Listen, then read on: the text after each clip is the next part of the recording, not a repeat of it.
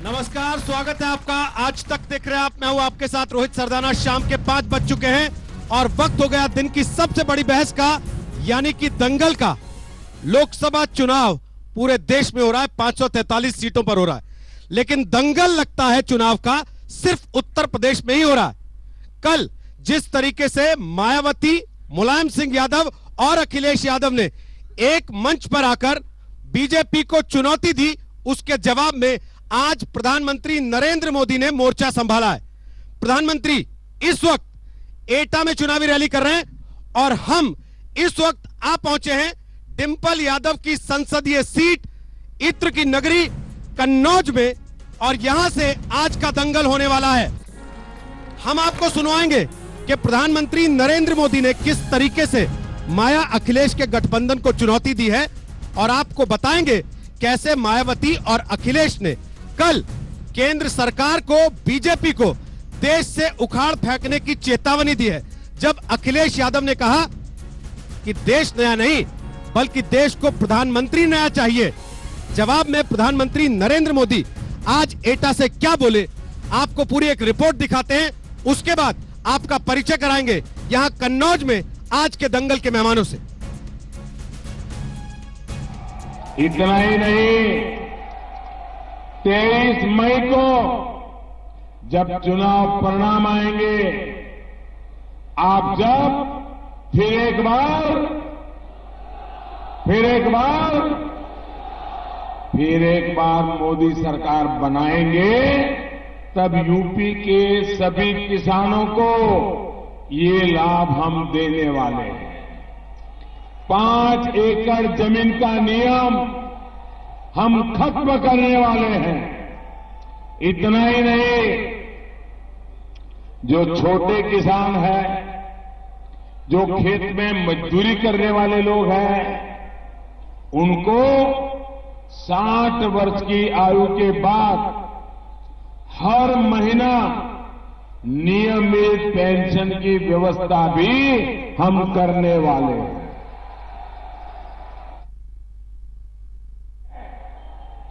वाकई मायावती जी, बहुत ही कठिन फैसला रहा आपका।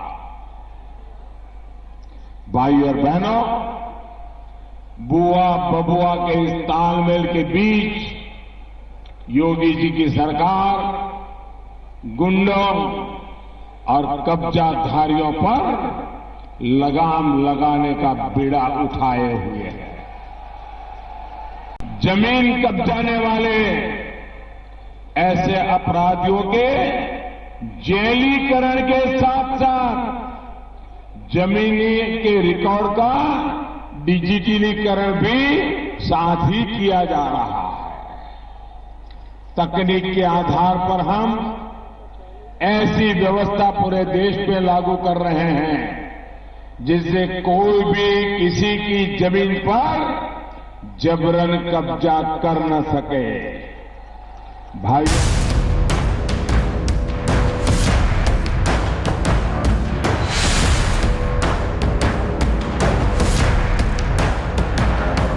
जो जीतेगा उत्तर प्रदेश उसी का होगा पूरा देश।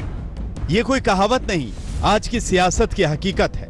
और तभी सत्ताधारी और विपक्षी दलों ने यूपी में अपनी पूरी ताकत झोंक दी है। मोदी हो, मायावती हो, अखिलेश हो या योगी, हर कोई मिशन उत्तर प्रदेश पर है और 19 मई से पहले चुनावी हवा को अपने पक्ष में करने की जुगत लगा रहा है। बीजेपी 74+ का दावा कर रही है तो महागठबंधन ताल ठोक रहा है कि अब की बार बीजेपी की करारी हार। ये चुनाव देश का दम दिखाने वालों, एक दमदार देश बनाने वालों और देश को बांटने वालों, कमजोर सरकार बनाने का सपना देखने वालों के बीच में है।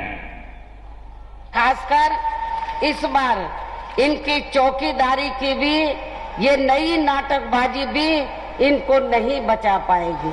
चाहे चुनाव में इनके सभी छोटे बड़े चौकीदार भी मिलकर अपनी कितनी भी ताकत क्यों ना लगाएं। आज 5 साल बाद पता लगा कि चाय कैसे निकली। और अब चौकीदार बनकर के आए हैं, तो बताओ चौकी छीनोगे कि नहीं छीनोगे? इसलिए जहां देश को बदलना है, न्याय और सम्मान दिलाना है, वहीं देश के प्रधानमंत्री जी की चौकी भी छीननी है, तभी ये देश खुशहाली के रास्ते पर जाएगा। उत्तर प्रदेश हो, बिहार हो या बंगाल, प्रधानमंत्री मोदी लगातार महागठबंधन को मजबूरी वाली दोस्ती बता रहे हैं और बता रहे हैं कि अपने वजूद को बचाने के लिए अखिलेश और मायावती ने एक दूसरे का हाथ थामा है। आज बंगाल और बिहार से यूपी के महागठबंधन पर वार किया, तो बदले में मायावती ने रामपुर की रैली से चौकीदार को सावधान किया। 2014 लोकसभा चुनाव में यूपी में बीजेपी और सहयोगी दलों ने 73 सीटों पर कब्जा जमाया था। समाजवादी पार्टी 5 पर सिमट गई थी, तो बहुजन समाज पार्टी का खाता तक नहीं खुला था। लेकिन 5 साल बाद हालात बदल चुके हैं, नया गठबंधन बन चुका है, लिहाजा लड़ाई का तरीका और राजनीति भी बदल गई है। दशकों तक दुश्मन रहे अब दोस्त बनकर एक ही मंच पर आ रहे हैं। सवाल है कि क्या अब की बार भी मोदी की लहर चल रही है? क्या अब की बार महागठबंधन यूपी में मोदी के विजय रथ को रोक पाएगा? क्या अब की बार उत्तर प्रदेश से देश की सियासत की नई दिशा और दशा मिलेगी? आज तक ब्यूरो।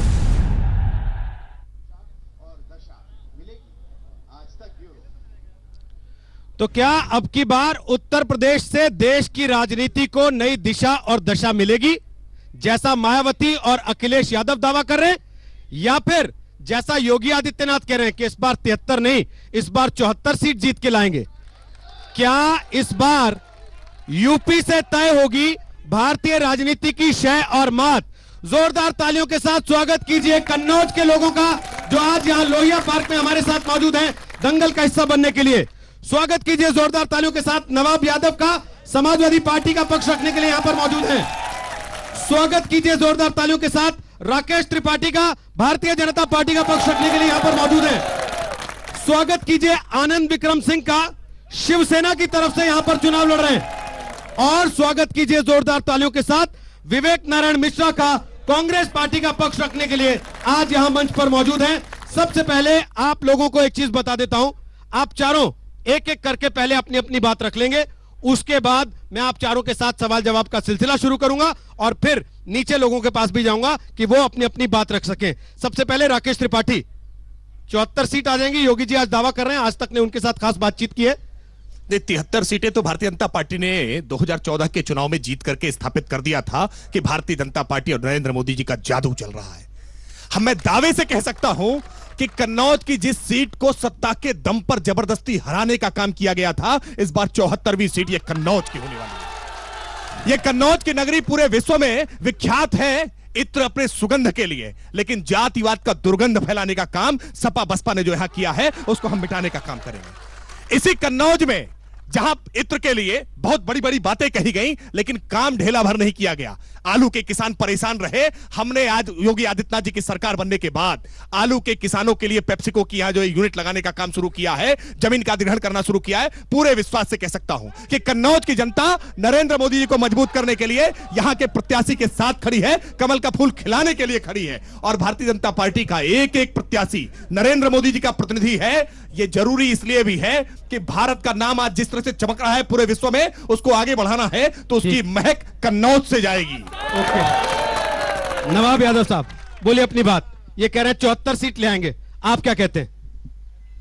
हाँ, मुझे लगता है शायद योगी से बड़ा इस प्रदेश में अगर कोई नेता है भारतीय जनता पार्टी में, वो माननीय नरेंद्र मोदी प्रधानमंत्री जी हैं। शायद एक सीट बढ़ जाए, जब वर्तमान मुख्यमंत्री अपनी सीट नहीं गठबंधन के आगे बचा पाए, तो ये 74 ये तो आने वाला वक्त बताएगा। कन्नौज की बात करते हैं। कन्नौज में जो माननीय मुख्यमंत्री अखिलेश यादव, सांसद डिंपल यादव जी ने किया, कन्नौज की पहचान खुशबू से होती। यहां व्यापारी बैठे हैं। पहली सरकार नेताजी की सरकार में टैक्स जो 13% था, उसे घटाकर 4% कर दिया गया था। दुनिया में सबसे ज्यादा अच्छा इत्र फ्रांस क्रासे में बनता है। यहां से प्रतिनिधिमंडल गया और यहां पर एक परफ्यूम पार्क की स्थापना की गई। पैसा वापस करा दिया, बंद करा दिया। ये कन्नौज की बात करेंगे, ये किसानों की बात करेंगे किसान आत्महत्या कर रहा, नौजवान मरा जा रहा, क्या किया? 1.5 गुना कहा किसानों की मूल्य का 1.5 गुना देंगे। पहले 1 एकड़ की मूल्य जो उसकी लागत है वो कितनी है ये आप बताइए। 1.5 गुना तब देंगे जब आपको लागत मालूम होगी। लागत कितनी है गेहूं की 1 एकड़ की, आलू की लागत कितनी है 1 एकड़ की, राई की लागत 1 एकड़ की कितनी, जब आपको लागत नहीं मालूम 1.5 गुना का खाद देंगे, जाके पाए ना जाए बीमारी, वो का जाने पीर पर आई। ये लोग कोठियों में पलने वाले, पूंजीपतियों के आगे पीछे लगे रहने वाले किसान नौजवान की कभी बात नहीं कर सकते हैं। आप देखें तो इन्होंने जो घोषणा पत्र पहले कहा था 2 करोड़ नौकरियां देंगे, नौकरियां 2 करोड़ आई हैं। मैं पूछना चाहता हूं, इनसे यह भी पूछना चाहता हूं, जो इस बार आपका घोषणा पत्र है, क्या बेरोजगारी के लिए उसमें कुछ आपने किया है? कोई मापदंड रखा है? बेरोजगारों को खुला छोड़ दिया। ठीक, बोलिए सर। ये एक बात समझ में नहीं आई, शिवसेना और बीजेपी का तो गठबंधन है, यहाँ आप इन्हीं के खिलाफ चुनाव मैदान में उतरे हुए हैं, ये कैसा गठबंधन है? मैं आपको बता दूं, शिवसेना और बीजेपी का जो गठबंधन है वो सिर्फ महाराष्ट्र में है, ना कि उस महाराष्ट्र के अलावा किसी और प्रदेश में है। सबसे बड़ी बात है, हमारा जो वहां गठबंधन है वो बीजेपी के साथ हिंदुत्व और राष्ट्रवाद के ऊपर है। अगर वो इस मुद्दे से भटकते हैं तो शिवसेना उनके साथ नहीं खड़ी है। एक छोटा सा सवाल पूछ लूं बीच में? बिल्कुल बिल्कुल। ये कैसा हिंदुत्व और राष्ट्रवाद है जो महाराष्ट्र में आपको लगता है बीजेपी में बचा हुआ है, कन्नौज में लगता है कि छूट गया है? मैं उसका जवाब देता हूं। महाराष्ट्र में जो बीजेपी हमारे साथ काम करती है, हम कान पकड़ के काम करवाने की क्षमता रखते हैं, इसलिए वहां विकास है। और इसीलिए उत्तर प्रदेश में और अन्य प्रदेशों में भी शिवसेना उतर रही है। वो अपनी दम पे कान पकड़ के गर्दन पे पैर रख के काम कराने की क्षमता रखती है। यहाँ यूपी में आप इनके कान तक नहीं पहुंच पा रहे, अभी पहुंचने का ही ये प्रयत्न है। हम लोगों ने यहाँ पांडवों की तरह 5 गांव मांगे थे। अगर 5 गांव नहीं दे सकते तो महाभारत तो तय है और इसका विनाश भी तय है। मतलब एक चीज नहीं समझ में आई, आप कहते हैं देश भर से कांग्रेस मुक्त भारत करने में हम बीजेपी के साथ हैं, और यहाँ आप अपने घर में महाभारत मचाने को तैयार बैठे हुए हैं। हम कांग्रेस मुक्त, ऑलरेडी कन्नौज में कांग्रेस मुक्त हो चुकी है। यहाँ कन्नौज में कांग्रेस पहले ही चुनाव हार चुकी है, यहाँ कैंडिडेट भी नहीं है कन्नौज का। आप डिंपल यादव के खिलाफ चुनाव लड़ रहे हैं या बीजेपी के हारे हुए कैंडिडेट के खिलाफ जो पिछली बार हार गया था? मैं चुनाव लड़ रहा हूं डिंपल यादव जी के खिलाफ, क्योंकि भारतीय जनता पार्टी और समाजवादी पार्टी का यहाँ पिछले 25 वर्षों से नुरा कुश्ती चल रही है। मैच फिक्स होता है, या तो कैंडिडेट डमी दिया जाता है या अंत में वो कैंडिडेट बिक जाता है। यही आपके लिए लोग कह रहे हैं कि आपके साथ फिक्सिंग हुई है, इसलिए जानबूझ के आपको उतरवाया गया। वापस आता हूं, इसके आगे जवाब दे दीजिएगा, काफी सारे सवाल हो गए आपसे। सर आपसे पूछ रहा हूं, ये कह रहे हैं कांग्रेस तो पहले ही हारी हुई है क्योंकि कांग्रेस तो मैदान में ही नहीं है। यहाँ पर माइक उठा लीजिए। कांग्रेस न मैदान हारी थी, न मैदान कांग्रेस हारी है।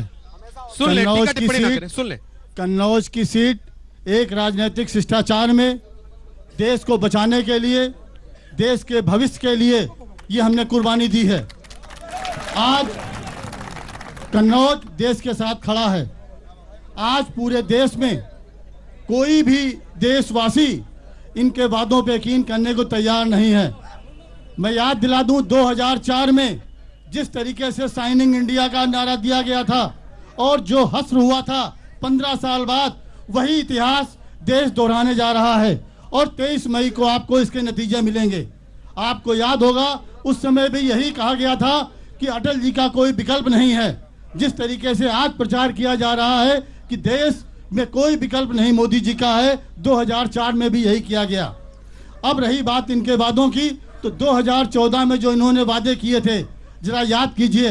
100 दिन में काला धन आया तो मुझे चौराहे पे फांसी लटका देना।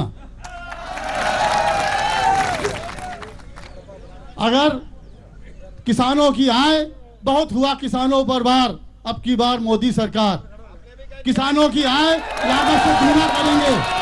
किसानों की आय तो दूनी नहीं हुई, लेकिन किसानों की लागत जरूर दूनी हो गई। और सब नारा दिया बीच में, मोदी है तो मुमकिन है, मोदी है तो मुमकिन है कि आज किसानों की आय पिछले 18 सालों में सबसे नीचे स्तर पे पहुंच गई है। ये मोदी है तो मुमकिन है। आज विवेक जी आप याद करिए, रामलला की कितनी कस्में खाई थी जी। रामलला हम आएंगे, मंदिर वहीं बनाएंगे जी। कितनी सौगंधें खाई थी जी। और इस बार उनका घोषणा पत्र आप देखिए, घोषणा पत्र में क्या लिखते हैं लिखते हैं कि राम मंदिर बनाने की संभावनाएं हम तलाशेंगे। जनता ने आपको बहुमत दिया, केंद्र में सरकार बनवाई, प्रदेश में सरकार बनवाई, राम मंदिर को आप भूल गए। विवेक जी, गंगा मैया के नाम पे सौगंधें आपने खाई। आपकी गंगा मैया पिछले 4.5 सालों में उनका प्रदूषण का स्तर बढ़ा, हजारों करोड़ रुपया जो खर्चा हुआ, आपकी बात नमामि समाप्त गंगे हो गई हो तो पे, सर वो एक कहाँ सवाल गया, पूछ लूं? किसकी जेबों में गया? देश की जनता ये हिसाब मांगेगी, हिसाब मांगने को तैयार बैठी है। ठीक सर, अब एक सवाल पूछ लूं आपसे। ठीक है, हो गया ना, हो गया ठीक, हो गया सर। देखो, हो गया। आप बजाय यहाँ नारा लगाने के ना, क्वेश्चन पूछिए, मुझे लगता है- नारेबाजी करोगे फिर दूसरे नहीं, तरफ से सर, भी कोई नारेबाजी नहीं होगी, सब केवल ताली बजाएंगे। जिसकी बात अच्छी लगे उस पर ताली बजाइए, बस टीका टिप्पणी करने से परहेज कीजिए, आपस में भी मत बहस कीजिए। और देखिए, जिसको नारा लगाना है ऊंची आवाज में तो सुनिए मेरी बात। वोटिंग के दिन बटन से नारा लगाइए ना, बटन दबाइए जिसको वोट देना चाहते हैं। अब सर, कांग्रेस के प्रतिनिधि आप कह रहे हैं कि 2004 में भी ये कहते थे विकल्प नहीं है। आज मैं आपसे पूछ रहा हूं, क्या राहुल गांधी विकल्प हैं? 100% विकल्प है। कितनी सीट पे देश भर में कांग्रेस अकेले चुनाव लड़ रही है? देश भर में, देश में कितनी भी सीटों पे लड़ रही हो उसके आंकड़े देश जाने, लेकिन आज देश को बचाने के लिए कांग्रेस ये समझौता कर रही है। शत्रुघ्न सिन्हा 4 दिन पहले बीजेपी छोड़ के कांग्रेस में आए। 4 दिन पहले बीजेपी छोड़ के कांग्रेस में आए। उनकी पत्नी समाजवादी पार्टी से उम्मीदवार बनी लखनऊ की, वो प्रचार में उतरे अपनी पत्नी के, और वहां उतर के उन्होंने कहा कि प्रधानमंत्री पद का कैंडिडेट अखिलेश यादव है। वो तक राहुल गांधी को पीएम कैंडिडेट नहीं मान रहे सर। देखिए, उनका कहना अपनी जगह जायज है, वो कांग्रेस के प्रत्याशी हैं। ये महिला सशक्तिकरण का प्रमाण है, कांग्रेस ने जो 60 सालों में दिया। मतलब आप मान रहे हैं कि अखिलेश यादव बेहतर पीएम कैंडिडेट है राहुल गांधी के मुकाबले? महिला सशक्तिकरण का एक प्रमाण है कि महिलाएं अपना निर्णय लेने में सक्षम हैं। अब महिलाएं, पुरुषों के पीछे चलने वाली महिलाएं नहीं रह गई हैं, ये इसका प्रमाण है। क्या आप ये मान रहे हैं इसका मतलब कि अखिलेश यादव राहुल गांधी से बेहतर प्रधानमंत्री उम्मीदवार हैं? ये इनके कहने से नहीं हो जाता है, ये देश का चुनाव है, इसका देश फैसला करेगा, इसका शत्रुघ्न सिन्हा फैसला नहीं करेंगे। ओके, राकेश जी अपनी बात बोलिए, उसके बाद नवाब जी आपके पास। मुझे लगता है तो मेरी आपत्ति है कि कांग्रेस पार्टी को इतना समय आपने दिया कन्नौज की धरा पर। कन्नौज में चुनाव लड़ने की जिनकी हिम्मत नहीं है, उनको इतना समय देना मुझे लगता है ये ठीक नहीं। में लड़ने की हिम्मत थी, लेकिन आज ही राहुल गांधी जी का एक बयान अखबारों में छपा है और कन्नौज के लोगों ने भी पढ़ा होगा कि राहुल गांधी जी कह रहे हैं भविष्य के लिए, हमारे नौजवानों के भविष्य के लिए चुनाव है। प्रधानी का विधानसभा भविष्य के लिए चुनाव लड़ते रहो। उन्होंने आपके बीच में टीका टिप्पणी नहीं की, वो सुनते रहे आपको। एक दूसरे को सुनिए, अच्छा लगता है सुनने के बाद, जवाब देने में और मजा आता है। आप जवाब दीजिए उनकी बात। देखिए, आज ही राहुल गांधी जी का एक बयान अखबारों में छपा है, कन्नौज की जनता ने भी पढ़ा होगा कि समाजवादी पार्टी का और बहुजन समाज पार्टी भी भाजपा के बराबर ही खतरनाक है। और अखिलेश यादव जी का भी बयान उसके बगल में छपा है। अखिलेश यादव जी कह रहे हैं कि कांग्रेस पार्टी सबसे बड़ी धोखेबाज पार्टी है। सुर बदल जाते हैं जैसे ही वो सैफई परिवार के जुड़ी हुई सीटों पर आते हैं, वहां पर कैंडिडेट खड़ा नहीं करते हैं। वास्तविकता में समाजवादी पार्टी और बहुजन समाज पार्टी दोनों ही कलेक्शन एजेंट हैं कांग्रेस पार्टी के। जितनी भी सीटें, वैसे तो उम्मीद नहीं है सीटें जीतने की, लेकिन जो भी सीटें जीत कर जाएंगे वो ले जाकर के समर्पित कर देंगे कांग्रेस पार्टी के चरणों में। हमने देखा है कि यूपीए की सरकार के समय में सपा और बसपा कैसे बैसाखियां लेकर के चलती थी डॉक्टर मनमोहन सिंह के पीछे पीछे। उत्तर प्रदेश की जनता, जो सियासी तौर पर सबसे ज्यादा समझदार जनता है, जिसने सबसे ज्यादा प्रधानमंत्री दिए हैं, वो इस प्रकार के किसी बहकावे में नहीं आने वाली, वो कांग्रेस को कोई वोट नहीं देने वाली है। एक चर्चा तो यह भी है कि लखनऊ में समाजवादी पार्टी गठबंधन और कांग्रेस दोनों ने जानबूझ के आपके सामने कमजोर कैंडिडेट उतारे हैं। क्या आपकी भी उसी तरह की फिक्सिंग है इनके साथ? कोई हिम्मत नहीं कर पा रहा था कांग्रेस का स्थानीय कार्यकर्ता उनके सामने। अच्छा, लखनऊ स्थानीय कार्यकर्ता हिम्मत नहीं कर पा रहा था, इसलिए एक्सपोर्ट करके ले आए हैं। लखनऊ से आते हैं, कितने लोग जानते हैं आचार्य प्रमोद कृष्णम को लखनऊ में? आपको भी पता है? हाँ, निश्चित तौर पर उनके पास कैंडिडेट नहीं है। तो क्या ये सवाल नहीं उठेगा जानबूझ के कांग्रेस ने भी कमजोर कैंडिडेट उतारा ताकि राजनाथ सिंह आसानी से निकल जाए? पास लखनऊ में कोई स्थानीय कार्यकर्ता हिम्मत नहीं जुटा पा रहा है कि देश के यशस्वी गृह मंत्री राजनाथ सिंह जी के सामने कैंडिडेट खड़ा कर सके, इसलिए उनको कैंडिडेट आउटसोर्स करके लाने पड़े हैं। वो संभल से एक लेकर आया आचार्य प्रमोद कृष्णन को, दूसरे पूनम सिन्हा जी को लेकर आए बिहार से। ठीक, नवाब साहब अब एक चीज और बता दीजिए। अखिलेश यादव कहते हैं कि कांग्रेस उतनी खतरनाक है जितनी भारतीय जनता पार्टी खतरनाक है। राहुल गांधी कहते हैं कि समाजवादी पार्टी और बीएसपी ये असल में बीजेपी की बी टीम है। सर, एक चीज अभी तक समझ में नहीं आई, कौन किसकी ए टीम है, कौन किसकी बी टीम है, कौन किसकी सी टीम है? हम समाजवादी हैं और समाजवादी विचारधारा से जुड़े लोगों के साथ खड़े होते हैं। अगर देश को बचाना है तो सांप्रदायिक ताकतों को रोकना पड़ेगा। किसानों की आत्महत्या रोकनी है, नौजवान बेरोजगार हाथों को काम देना है, तो फिरका परस्त ताकतों को मुंह तोड़ जवाब देना होगा। और इसीलिए ये चुनाव है। चुनाव के बाद 23 मई को जो नतीजे आएंगे, सत्ता से दूर रखने के लिए, सत्ता में एक, क्योंकि दिल्ली का रास्ता उत्तर प्रदेश से होकर गुजरता है। और ये बात जो कह रहे थे कि इनकी, तो याद करिए पिछले दिन आपका प्रत्याशी भी कन्नौज में नामांकन करने की हिम्मत नहीं जुटा पाया। और यहां पर कोई, मैं लोकल का हूं, मैं लोकल का हूं, मैं समस्याएं, आज कन्नौज पे चर्चा हो रही है, मैं एक गांव और गली मोहल्ले का जवाब देने के लिए तैयार हूं। इसीलिए इनके पार्टी में कोई हिम्मत नहीं जुटा पाया कि गांव और गली मोहल्ले की बात करता। सर एक चीज और पूछ रहा हूं, अगर आप लोगों की कोई डीलिंग नहीं है सर, तो आपने अमेठी रायबरेली में कैंडिडेट क्यों नहीं उतारा? इन्होंने आपके सामने कन्नौज में कैंडिडेट क्यों नहीं उतारा? मैंने कहा सांप्रदायिक ताकतों के हराने के लिए, फिरका परस्त ताकतों के हराने के लिए, जुल्म और जाति वाली सरकार को हराने के लिए हमें कुछ भी करना पड़े। मतलब आपस में फिक्सिंग है ना आप लोगों की? अरे वो तो खुला में 2 सीटें छोड़ दी, आप मान रहे हैं? वो तो छोड़ दी, ये फिक्सिंग नहीं, मैंने नहीं छोड़ी, मैंने नहीं छोड़ी, हमारा राजनीतिक मैंने नहीं सरकार छोड़ी, मेरे राष्ट्रीय नेतृत्व ने छोड़ी। कौन सी ये और इनका राष्ट्रीय नेतृत्व तो अलग अलग है, राष्ट्रीय नेतृत्व तो अलग है, मेरे राष्ट्रीय नेतृत्व ने छोड़ी, मैंने नहीं छोड़ी। अब मैं शिवसेना वाले ये भाई तो साहब आपको पता नहीं, ये तो सबको पता है। नहीं इसमें ठीक कौन है, सी राष्ट्रीय नेतृत्व फैसला करता है तो स्थानीय लोगों से बातचीत भी करता होगा कि थोप देता आप लोगों के ऊपर फैसले। कोई डिक्टेटरशिप थोड़ी है। ये अमेठी में और रायबरेली में जाके आप सवाल पूछना। हाँ पूछूंगा सर, परसों जा रहा हूं, वहां भी पूछ लूंगा। लेकिन उसके पहले शिवसेना वाले भाई साहब जरा एक बात बताइए। वो कह रहे हैं फिरका परस्त ताकतों से लड़ने के लिए हम एक हो जाएंगे, यहां तक मानने को तैयार है कि हाँ भाई पर्दे के पीछे हम एक हैं तो हैं, क्योंकि इनसे लड़ना है। आप लोग घर में ही लड़ बैठे 2-4 सीटों के लिए। हम 2-4 सीटों के लिए नहीं लड़ बैठे हैं, हमने उत्तर प्रदेश में सीटें मांगी थी। अगर दो सीटों वाले, 2 सांसद वाले अपना दल को टिकटें दी जा सकती हैं, तो क्या शिवसेना को टिकटें नहीं दी जा सकती थी? तो 2 सीटों के चक्कर में आपने घर में लड़ाई कर ली। घर में लड़ाई नहीं कर ली है, यहाँ ऑलरेडी हमेशा फिक्स रहता है। यहाँ जो हिंदुत्व है उसको ठगा जा रहा है। इस बार हिंदुत्व किसके साथ खड़ा होगा ये 23 तारीख तय करेगी। अच्छा, ये बड़ी अजीब सी परिस्थिति हो गई। देखिए, आप भी भगवा वाले हैं, ये भी भगवा वाले हैं। अब भगवा में भी लड़ाई होगी, असली भगवा कौन सा और नकली भगवा कौन सा?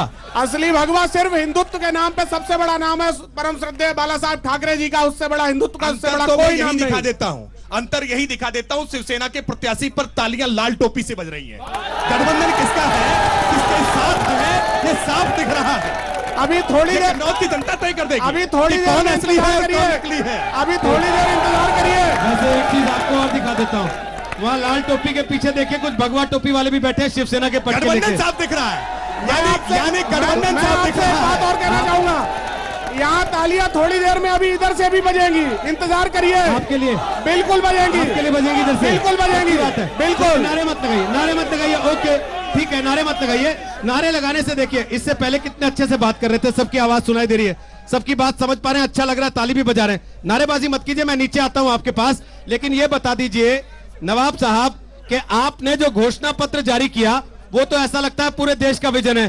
चुनाव आपकी पार्टी लग रही कुल जमा 37 सीटों पर। क्यों? जवाब दीजिए, मैं तब तक नीचे उत्तर प्रदेश क्या? उत्तर प्रदेश भारत का राज्य नहीं है और उत्तर प्रदेश के नागरिकों की भारत की आवाज नहीं उठा सकते हैं।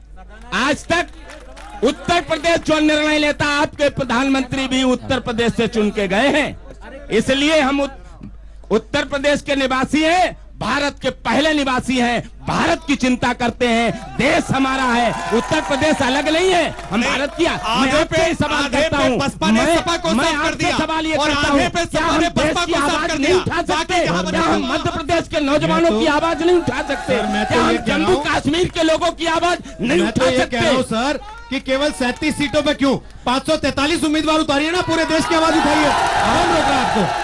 हम भारतीय जनता पार्टी राष्ट्रीय पार्टी है, उससे पूछना चाहते हैं उसने पूरी सीटों पे क्यों नहीं उतारे? दीजिए जवाब। नहीं, 272 के लिए जो आंकड़ा आवश्यक है उससे ज्यादा सीटें लड़ने वाला एक मात्र मैं जो पूछ रहा हूँ, मैं जो पूछ रहा हूँ, सरकार के लिए लड़ रहे हैं, की सबसे बड़ी पार्टी है। अरे देश को मजबूत बनाने के लिए तमिलनाडु में कितने हैं? मजबूत सरकार, तमिलनाडु में कितने हैं आपके? तमिलनाडु में कितने हैं? तमिलनाडु में डीएमके के साथ गठबंधन, बिहार में कितने हैं? डीएमके के साथ गठबंधन, बिहार में बहुत बड़ी, बिहार में इनके अच्छा। सब सांसद थे, क्यों समझौता किया? कमजोर नहीं है। अच्छा, वैसे- आधी सीटें 2 सीटें मालूम क्यों दे दी? नवाब साहब, एक दिलचस्प बात है, इनके तमिलनाडु में नहीं है, ये दुनिया को पता है, लेकिन आप जिस जोश से बोल रहे हैं ऐसा लग रहा है कि 22 के 22, 25 ये के 25 जोश आप ही के हैं वहाँ। समाजवादियों में हमेशा रहता, हर चोर जुर्म की टक्कर में संघर्ष हमारा नारा है। ये महिला ब्रिगेड है कि यहाँ चलती है, ये महिलाओं के उत्थान के लिए काम करती है, ये उसकी अध्यक्षा हैं। आप कुछ कहना चाहती है, बोलिए, किससे कहना चाहती है, किससे सवाल है आपका? मेरा सवाल आज की जो वर्तमान सरकार है, बीजेपी सरकार, इससे सवाल मेरा ये है कि जो नोटबंदी करके इस सरकार ने उन माताओं के जिनके बेटे छिन गए, जिनके भाई बहनों के भाई छिन गए, आज उनने जो ये कर दिया है, ये बहुत बुरा किया है। और 29 तारीख का वो महिलाएं इंतजार करें, क्योंकि मैं गांव-गांव में जाती हूँ और मुझे ये पता है 29 तारीख को ईंट का जवाब पत्थर से मिलेगा। ये बीजेपी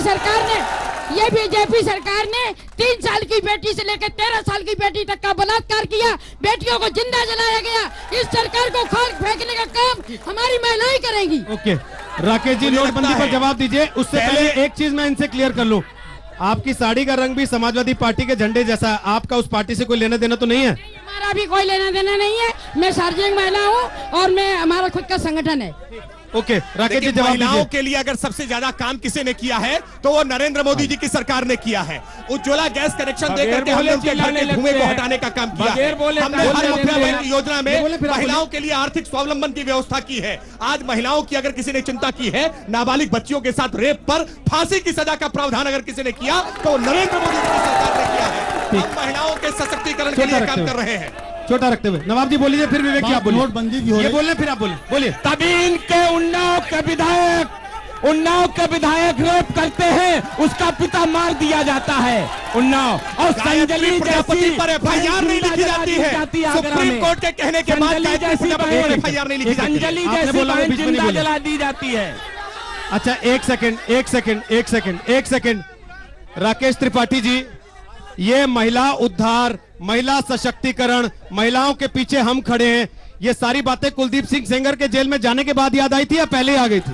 मैं स्पष्ट कर दूं, कुलदीप सिंह सेंगर के समय में भी हमारी सरकार ने स्पष्ट तौर पर कहा था सर, कि हम आप किसी भी इस बात स्थिति को में- नकार नहीं हम- सकते, मीडिया का दबाव नहीं होता तो आप बिल्कुल- कोई कार्रवाई नहीं कर रहे थे। बिल्कुल नहीं, स्पष्ट तौर पर एफआईआर भी दर्ज की थी, उसमें इन्वेस्टिगेशन करने का भी काम किया था और हमने कभी भी किसी जांच को आज तक प्रभावित नहीं किया है। जैसी जांच की विवेचना अधिकारी को आवश्यकता हुई है, उसको पूरी तरह से फ्री हैंड मिला है। नवाब साहब, आप कुलदीप सिंह सेंगर के मामले पर जब सवाल उठाते हैं, आप गायत्री प्रजापति को भूल जाते हैं, जिसको कोर्ट ढूंढ रही थी, पुलिस ढूंढ रही थी, अखिलेश जी प्रचार कर रहे थे साथ में। गायत्री प्रजा प्रसाद जेल में है, जेल से सरकार चुनाव आने के लड़े। बाद, भाजपा की सरकार आने के जेल बाद में है, जेल में। ठीक, अब विवेक जी अपनी बात कहना चाहते हैं, कह लीजिए एक बार, कह लीजिए। देखिए, नोटबंदी दुनिया का सबसे बड़ा महाघोटाला साबित हुआ है।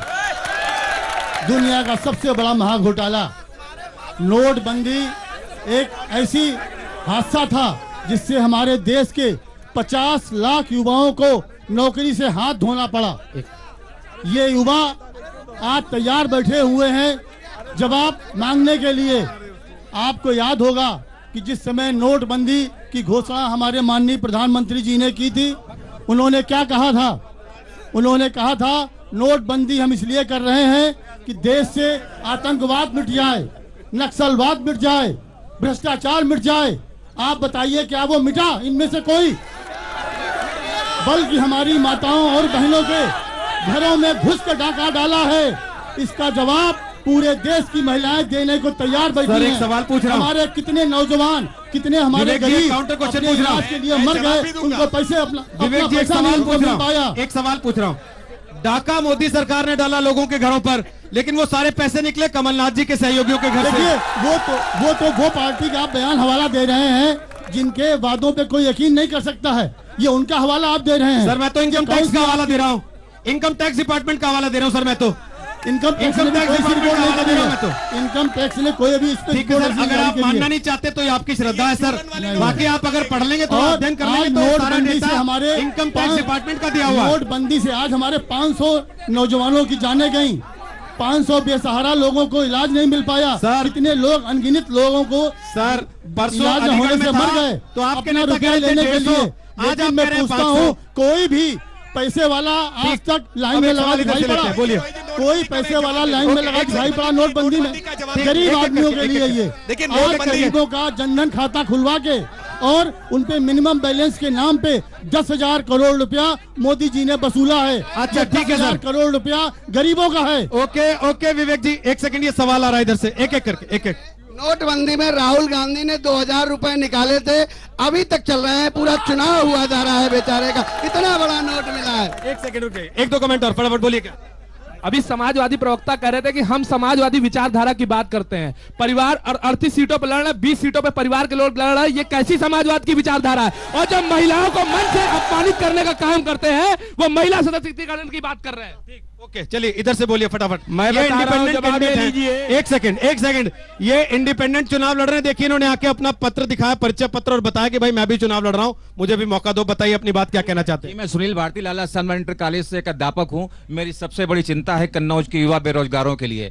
मैं चाहता हूं कन्नौज पर्यटन के क्षेत्र में ऐसा डेवलप हो, गंगा जी की जो तरावट है वहां से पेड़ पौधे वृक्ष हरियाली लगाई जाए, और यहाँ पर कम से कम क्षेत्र के जो नौजवान युवा और युवतियां हैं उनको यहाँ पर जो है रोजगार मिले। तो आपको सपा बसपा या बीजेपी या कांग्रेस पर भरोसा नहीं, आप खुद चुनाव पे उतर गए? नहीं, साफ सुथरा चुनाव हो, क्योंकि जनता को यह महसूस हो कि यहाँ पर जो कैंडिडेट हमारे हैं हम किसको वोट करें, 5 साल फिर हमको पछताना ना पड़े। मैं सुनील भारती 24/7 कन्नौज में रहूंगा और सांसद निधि का एक एक पाई जनता की राय से जनता के बीच खर्च कर दूंगा, ये मेरा वादा है। ठीक, चलिए वापस आते हैं आपके पास। एक सज्जन यहाँ पे है टीचिंग में, और वो अध्यापकों की, शिक्षकों की बात करना चाहते हैं, बोलिए। सर, भारतीय जनता पार्टी ने बीएड टेट 2011 का बेरोजगारों का उद्धार करने का आश्वासन दिया था। हम लोग आज भी तरस रहे हैं, लाठियां खा रहे हैं, पानी बरसाया जा रहा है हम पर, और गर्भवती महिलाओं को मारा जा रहा है। हुजूर, हम चाहते हैं, हमें कब न्याय मिलेगा? अब हमारी उतरती उम्र है, अगर न्याय मिल जाए तो अच्छा रहता। अभी तक दे नहीं पाए, अब आपसे उम्मीद भी क्या करें हम? सर जवाब। ओके, अब मैं तीनों से एक एक जवाब ले लेता हूँ, जो सारी बातें नीचे से हुई। राकेश त्रिपाठी, अध्यापकों का जवाब दीजिए, उसके बाद विवेक जी आपके पास और नवाब साहब आपके पास। देखिए, 2 बातों का जवाब दूंगा। एक तो नोटबंदी का साथ जोड़ते हुए, नोटबंदी के बाद उत्तर प्रदेश की विधानसभा के चुनाव में अभूतपूर्व रिजल्ट भाजपा के पक्ष में आया है, तो नोटबंदी पर बात करना बंद करना चाहिए उन लोगों को। नोटबंदी से पीड़ा केवल बेईमान और भ्रष्टों को है, देश की ईमानदार जनता को नहीं है। दूसरी बात, जो बात शिक्षकों की कही है, आज 2 साल की सरकार में हमने 68,500 की पहली शिक्षक भर्ती की प्रक्रिया को पूरा करने का काम किया। 69,000 शिक्षकों की भर्ती की प्रक्रिया इस समय प्रक्रियाधीन है। हम शिक्षकों की भर्ती पारदर्शी तरीके से कर रहे हैं, लेकिन उत्तर प्रदेश में शिक्षा व्यवस्था को नकल माफियाओं के भरोसे जिन्होंने छोड़ने का काम किया था, उस सैफई परिवार ने उत्तर प्रदेश की डिग्रियों की इज्जत करने का काम किया था। उनका सवाल बड़ा स्पेसिफिक है, साल 2011 की भर्तियों को लेकर सवाल है। वो 15-16 2011 की भर्ती बहुजन समाज पार्टी की सरकार के समय में, बसपा की सरकार के समय में भर्ती प्रक्रिया को इस प्रकार से उन्होंने कोर्ट के चक्करों में झमेले में डाला, उस कारण हम उसका भी समाधान देने वाले हैं। हमने नई भर्ती प्रक्रिया प्रारंभ करके उसको भी पूरा किया है, पूरा अवसर दिया है। कब तक समाधान देंगे? हमने पूरा अवसर दिया है कि ये नई भर्ती प्रक्रिया में आकर के पार्टिसिपेट करें और भर्ती प्रक्रिया के माध्यम से शिक्षक बनकर योगदान करें। लोग कह रहे हैं नहीं दिया। विवेक जी, अब उनका सवाल आपसे था। आप लोग बार बार कहते हैं कि पूरा देश त्रस्त है, परेशान है नोटबंदी से। वो कह रहे हैं राहुल गांधी को एक बार 2,000 रुपए निकालते देखा था, उसके बाद पैसे की जरूरत नहीं पड़ी क्या? बोलिए। अब देश इन जुमलों से नहीं चलने वाला है। राहुल गांधी ने 2,000 रुपए निकाले, अब तक चल रहे हैं, या विधानसभा के चुनाव बाद में हुए, उसमें हम जीत के आए। आज देश को मुद्दों से हटा के दूसरे मुद्दों पे जो डालने की फिर से कोशिश हो रही है, अब देश दोबारा उसमें नहीं आने वाला। और 2004 का दोहराव इतिहास देश करने को तैयार बैठा हुआ है। नोटबंदी फिर है बहुत बड़ा घोटाला था और लोग इससे अभी उबर नहीं पाए हैं। ठीक, ओके। यही बात ये कुछ कह रहे हैं शिक्षा मित्रों की। शिक्षा मित्रों को 500 शिक्षा मित्र अपनी आत्महत्या कर चुके। इन्हीं मोदी जी ने कहा था बनारस में कि ये शिक्षा मित्र मेरी जिम्मेदारी, और दोनों जगह सरकार बनने के बाद इन्होंने संविधान में संशोधन करके उनका समायोजन क्यों नहीं किया? ठीक, शिक्षकों की भर्ती के लिए या तमाम भर्तियां जो गवर्नमेंट उसमें थी, थोड़ा संक्षिप्त रख लीजिए जवाब में थी, उनके लिए इन्होंने कुछ क्यों नहीं किया? ओके, बोलिए क्या कहना चाहते हैं? समाजवादी पार्टी के नेता भी महिला सुरक्षा की बात कर रहे थे।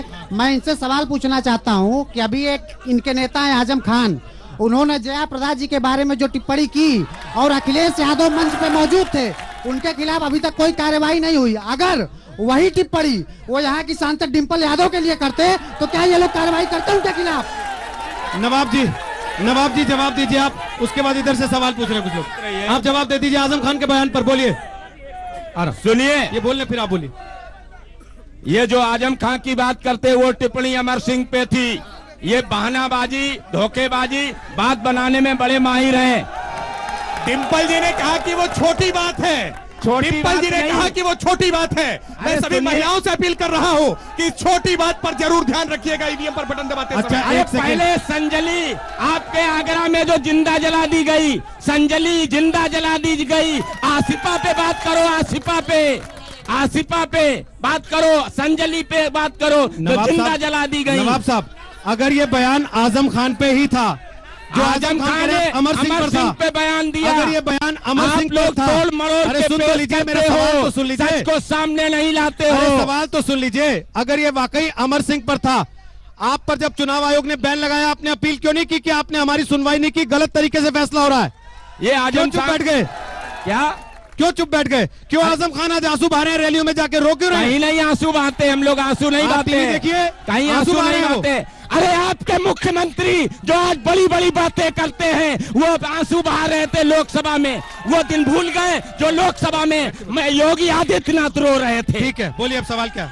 एक सवाल हमारे भाजपा प्रवक्ता से है कि भारतीय जनता पार्टी कहती कि हम लोग तुमसे बड़ा कोई अत्याचारी नहीं है। पार्टी इतना पैसा बर्बाद कर रही है, गली गली हर मोहल्ले हर गांव में उनका डिजिटल जो जबरदस्ती प्रचार चल रहा है, ना किसी से परमिशन ले रहे हैं, आप जबरदस्ती गांव जा रहे हैं, जबरदस्ती उस पे दीवार पे चिपका रहे हैं। तो ये क्या चुनाव आयोग से मिली भगत है या चुनाव आयोग से परमिशन है?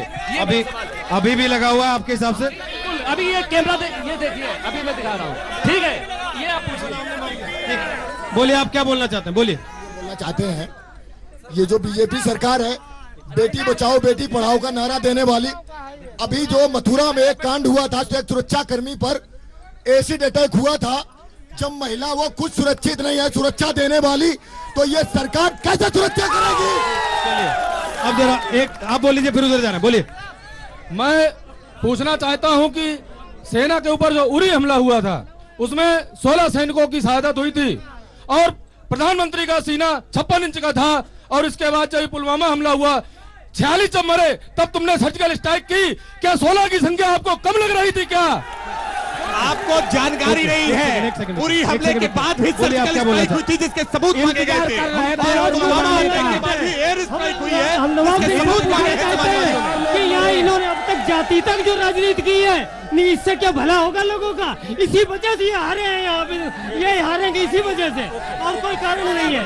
एक सेकंड, आप एक सेकंड, ये इत्र व्यवसायी है शायद, आप बोले क्या बोलना चाहते हैं त्रिपाठी जी?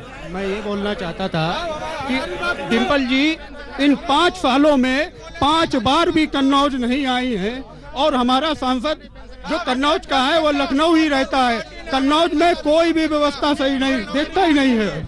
ये आप किस संगठन से, आप ये किस चीज की कैप लगाई आपने? एक एक करके। हम लोग शिक्षक कर्मचारी हैं, जितने भी राजनीतिक पार्टियां हैं ये दुनिया के तमाम वादे करते हैं, लेकिन जो ये लोग योजनाएं, जिनकी योजनाएं हम जनता तक पहुंचाते हैं, ये हम लोगों को पुरानी पेंशन खत्म कर दी है, और हम लोग इन लोगों से मांग करते हैं कि हमारी पुरानी पेंशन बहाल हो, क्योंकि ये जितने जनप्रतिनिधि हैं, जितने सदन का प्रतिनिधित्व करते हैं, सभी की पेंशन बनती है, चाहे एमएलए हो, चाहे एमएलसी हो, चाहे एमएलसी रहे, चाहे एमपी रहे, चाहे एमएलए रहे, चाहे राज्यसभा सांसद रहे, सभी जगह से इनकी पेंशन बन जाती है। और हम लोगों के लिए कहते हैं नई पेंशन लो, अगर नई पेंशन इतनी अच्छी है तो ये जनप्रतिनिधि नई पेंशन। पुरानी पेंशन का सवाल है आपका, अभी पूछते हैं, बोलिए क्या करें? मैं ये कहना चाहता हूँ कि समाजवादी पार्टी के यानी हमेशा एक महिला बिल्लोचीपुरा है, वो रजिस्टर्ड वोटर था, इनको हमेशा वोट देता था, सपोर्ट करता था, उसके एक मुस्लिम लड़की के साथ 13 साल बच्ची के साथ बलात्कार किया गया, वो समाजवादी नेता ने 1000 रुपए किराए थे। अजय न्याय की बात करते हुए 7 साल सांसद रही, 1000 रुपए। अब नीचे से कुछ सवाल हुए, एक बड़ी चीज है राकेश त्रिपाठी जिसका आपको जवाब देना चाहिए। उत्तर प्रदेश में खास तौर पे जहां जहां हम लोग गए, हर जगह पर पुरानी पेंशन का सवाल बार बार उठाया जाता है, जिस पर सारे नेता जवाब देने से परहेज कर जाते हैं। आखिर क्यों नहीं पुरानी पेंशन के मामले को सरकार लोगों को बुला के, प्रतिनिधिमंडल बुला के सुलझा लेती सीधे एक बार। नहीं, देखिए पुरानी पेंशन को लेकर के भी सरकार हमारी सकारात्मक विचार ही रखती है। हमने इस पर विचार करने के लिए हमने नई स्कीम, जो न्यू पेंशन स्कीम दी, उसमें कई तरह की जो जटिलताएं थी, उस जटिलताओं को हमने दूर करने का काम किया। फिर भी हम किसी भी बात को लेकर के कोई बहुत रिजिड नहीं है। हम निश्चित तौर पर जो भी जनता की समस्याएं हैं, जो कर्मचारियों की समस्याएं हैं, उनको एड्रेस करके उनका समाधान देने वाले हैं। हम किसी तरह की हठधर्मिता के साथ नहीं चल रहे हैं। बोलिए नवाब साहब। ये पुरानी पेंशन पर विचार करते हैं, मंदिर पे विचार करते हैं, धारा 35 पे विचार करते हैं, धारा 370 पे विचार करते हैं, करते कुछ नहीं, सिर्फ विचार करोगे अब जवाब मिलेगा। बोलिए विवेक जी, बोलिए। देखिए, पिछले, बोलिए, सुन रहे हैं आपको सब लोग, बोलिए। जो हमारे उत्तर प्रदेश के लाखों नौजवानों ने सरकारी नौकरियों में आवेदन किया था, उनमें से 90% नौकरी सुप्रीम कोर्ट या हाई कोर्ट में लंबित पड़ी हुई हैं, विवादित हैं। भाजपा सरकार ने ये वादा किया था कि हम सरकार बनने के बाद उनकी पैरवी करेंगे और आचार संहिता लगने के पहले हम उनकी पैरवी करके उन नौकरियों को रिलीज कराएंगे। आज 2 साल से उत्तर प्रदेश सरकार ने उसके लिए पैरवी नहीं करी। उत्तर प्रदेश का लाखों नौजवान जो रोजगार के इंतजार में बैठा हुआ है, लेकिन इन्होंने अपने वादे को युवाओं के साथ नहीं निभाया। इन्होंने 2 करोड़ रोजगार का वादा किया, वो रोजगार नहीं दिए, बल्कि 50 लाख रोजगार केवल नोटबंदी से छीने, और उसके बाद 1.5 करोड़ रोजगार इन्होंने 4.5 सालों में नौजवानों से छीने हैं। आपकी बात का जवाब ले रहा हूं। देश का नौजवान तैयार बैठा हुआ है ये जवाब लेने के लिए। सवाल क्या है आपका, जल्दी बोलिए। राकेश जी, एक सवाल और आपसे। 370 धारा 370 और 35 राम मंदिर पे, गंगा सफाई पे कब तक विचार करते रहे? बोलिए, कब तक विचार नहीं करते है आपके अंदर कि आप 370 और 35 से राम मंदिर पर बात कर सको? राम भक्तों के खून से आपके हाथ रंगे हुए हैं, आपके अंदर हिम्मत नहीं है कि देश के विषयों पर आप बात कर सको। एक सेकंड, एक चीज मैं नवाब साहब आपसे पूछना चाहता हूं।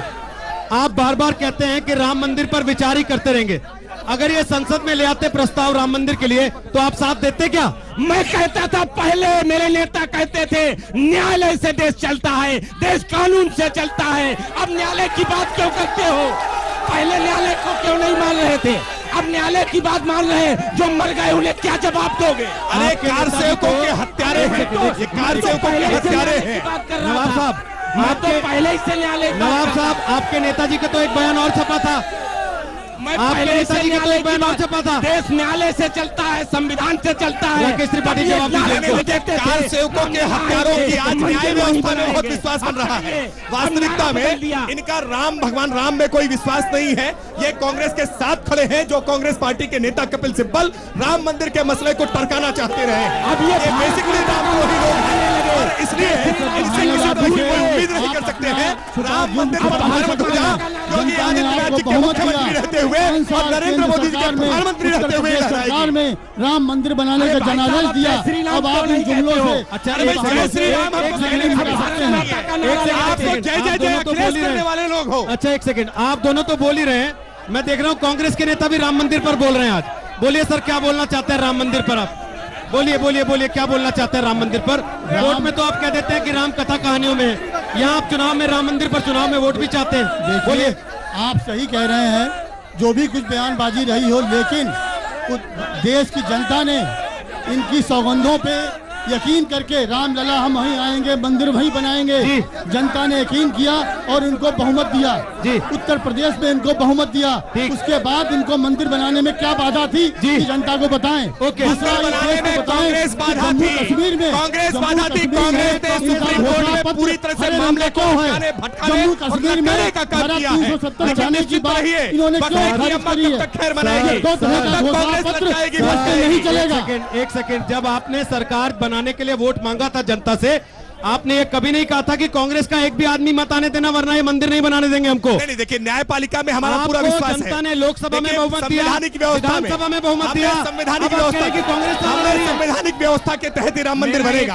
अगर न्यायपालिका फैसला करने में सक्षम होती है कि मंदिर वहीं बनाएंगे, रामलला आएंगे, लेकिन शर्तें लागू है। आप पढ़ लीजिए, अगर आप पढ़ लीजिए संकल्प पत्र को, हमेशा लिखा है संवैधानिक प्रावधानों के तहत बनेगा। न्यायपालिका में अगर मामला लंबित है। आखिरी बात बोलिए अपनी।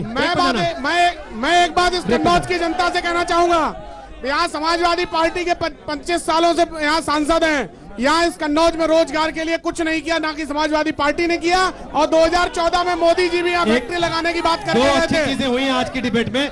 एक तो 45 मिनट में आपको याद आ गया कि 25 साल से समाजवादी पार्टी के सांसद हैं, चुनाव इनके खिलाफ लड़ना है। दूसरा, जब बीच में हंगामा हुआ तो मुझे बड़ा अच्छा लगा, नवाब यादव जी नीचे गए, अपने कार्यकर्ताओं को उन्होंने पीछे किया और कहा कि शांति बनाए रखें, आराम से बातचीत करें। देखिए, मंच पर डिबेट नेता करते हैं, कार्यकर्ता हौसला जरूर बढ़ाता है, अच्छी बात है, हौसला बढ़ाना चाहिए, लेकिन मजा तब आता है जब सारे बात सुने, जैसे आज कन्नौज के लोगों ने सुनी है और अपनी बात कहने की कोशिश की है। इसलिए एक बार जोर से कन्नौज के लोगों के लिए ताली बजा दीजिए। इतने बढ़िया तरीके से आज और एक बात और तय हुई है कि समाजवादी पार्टी के लोगों को संभालना पड़ा, लेकिन भाजपा के लोगों को संभालना नहीं पड़ा। दंगल के आखिरी पड़ाव पर एक सवाल बड़ा महत्वपूर्ण है। लोग ये कह रहे हैं कि जो बातें लोग अपने घोषणा पत्रों में कहते हैं, राजनीतिक पार्टियां अपने घोषणा पत्रों में लिखती हैं, सरकार आने के बाद राजनीतिक पार्टियां अपने उन वादों से पलट क्यों जाती हैं? अब बारी जनता की है। जनता को अपने वोट की ताकत का एहसास दिलाना है और यह तय करना है, जो केवल वादे करता है, काम पूरे नहीं करता, उसको चुन के नहीं लाना है, और जो चुन के आएगा उस पर यह दबाव बना के रखना है कि जो वादे किए थे वो पूरे करके दिखाएगा।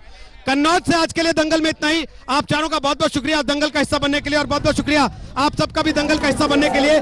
लेकिन देखते रहिए लगातार देश दुनिया की खबरों के लिए आज तक।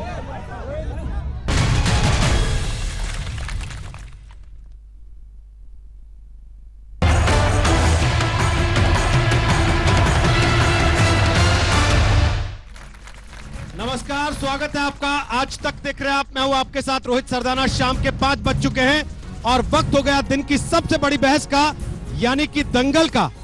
लोकसभा चुनाव पूरे देश में हो रहा है, 543 सीटों पर हो रहा है, लेकिन दंगल लगता है चुनाव का सिर्फ उत्तर प्रदेश में ही हो रहा है। कल जिस तरीके से मायावती, मुलायम सिंह यादव और अखिलेश यादव ने एक मंच पर आकर बीजेपी को चुनौती दी, उसके जवाब में आज प्रधानमंत्री नरेंद्र मोदी ने मोर्चा संभाला है। प्रधानमंत्री इस वक्त एटा में चुनावी रैली कर रहे हैं और हम इस वक्त आ पहुंचे हैं डिंपल यादव की संसदीय सीट, इत्र की नगरी कन्नौज में, और यहां से आज का दंगल होने वाला है। हम आपको सुनवाएंगे कि प्रधानमंत्री नरेंद्र मोदी ने किस तरीके से माया अखिलेश के गठबंधन को चुनौती दी है, और आपको बताएंगे कैसे मायावती और अखिलेश ने कल केंद्र सरकार को, बीजेपी को देश से उखाड़ फेंकने की चेतावनी दी है। जब अखिलेश यादव ने कहा कि देश नया नहीं बल्कि देश को प्रधानमंत्री नया चाहिए, जवाब में प्रधानमंत्री नरेंद्र मोदी आज एटा से क्या बोले, आपको पूरी एक रिपोर्ट दिखाते हैं। उसके बाद आपका परिचय कराएंगे यहां कन्नौज में आज के दंगल के मेहमानों से। इतना ही नहीं, 23 मई को जब चुनाव परिणाम आएंगे, आप जब फिर एक बार मोदी सरकार बनाएंगे, तब यूपी के सभी किसानों को ये लाभ हम देने वाले हैं। 5 एकड़ जमीन का नियम हम खत्म करने वाले हैं। इतना ही नहीं, जो छोटे किसान हैं, जो खेत में मजदूरी करने वाले लोग हैं, उनको 60 वर्ष की आयु के बाद हर महीना नियमित पेंशन की व्यवस्था भी हम करने वाले हैं।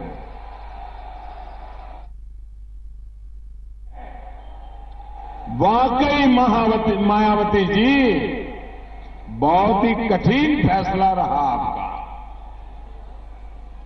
भाई और बहनों, बुआ बबुआ के इस तालमेल के बीच योगी जी की सरकार गुंडों और कब्जाधारियों पर लगाम लगाने का बीड़ा उठाए हुए है।